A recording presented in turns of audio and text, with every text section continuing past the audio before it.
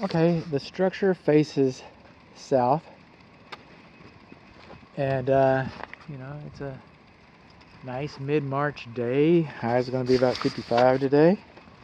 Hope it gets warmer, but I mean for the air conditioning. But this is the water meter and water pressure test, and this is our water meter right here.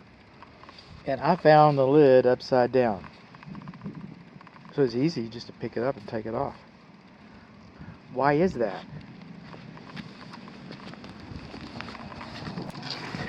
This valve right here is the main shutoff valve to the house.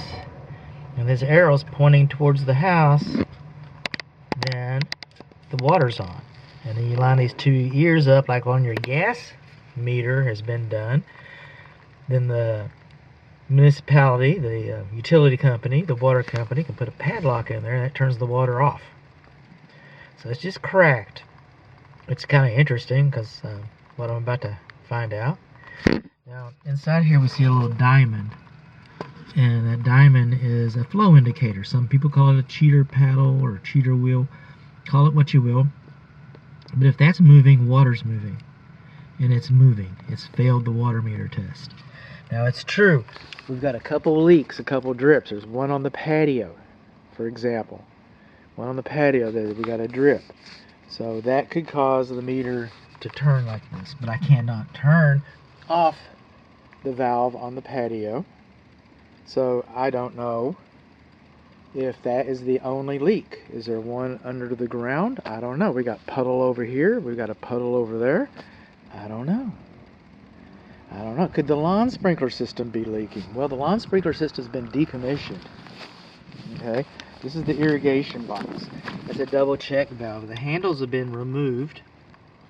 And then we got two other handles in there that are all rusty and nobody's going to touch those. I can't tell you even if that check valve is complete. I've known of cases where people have excavated these boxes to line them with gravel like it should have been, and it wasn't even complete. They had bypassed it. So is that leak coming from just the now somebody turned the water on in the house. That's how fast it can go. But we have a reason for that. So the lawn sprinkler system is beyond the scope of this inspection. My client didn't pay for it, and it wasn't necessary for my client to pay for it because this system has been decommissioned. It doesn't work. The control timer doesn't respond. So, but anyway, that's just an interesting anecdote, a little side note. Come along here, see, now they quit washing their hands or whatever it was, and now it's back to its normal failure. Alright, that's the way I found it. And the reason why they've been turning the water off, I get sidetracked. The reason why the water's been they've been turning the water on and off here, see, the valve and this side of the valve, that belongs to the city, that belongs to the municipality, that belongs to the utility company, that belongs to the water company, the vendor. It doesn't belong to you. Anything past this valve, that belongs to you. If you're going to turn off all the water, there goes a little squirrel.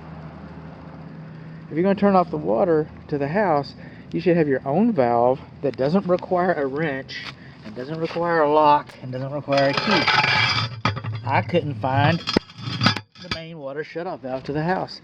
So I think people have been using this. That's a reasonable assumption. They were using this because they couldn't find it either. It might be buried underneath all this mulch. We don't know that. So now I'm looking for a main water clean out. I might find one in the back. We've got a lawn sprinkler system, so we expect to find a main water clean out. But, and since it's going downhill towards the alley, there might be one back there. So that's why we're calling this video the water meter and the water pressure. And we're not talking about the lawn sprinkler system that it's missing caps on the individual valves. The control timer doesn't work. It does not have a weather sensor. Some heads are too close to the house, some close to the flat work. We're not talking about that. We're talking about pressure. We shouldn't have more than 80 psi. And we got about 90 psi right there. We failed our water pressure test as well.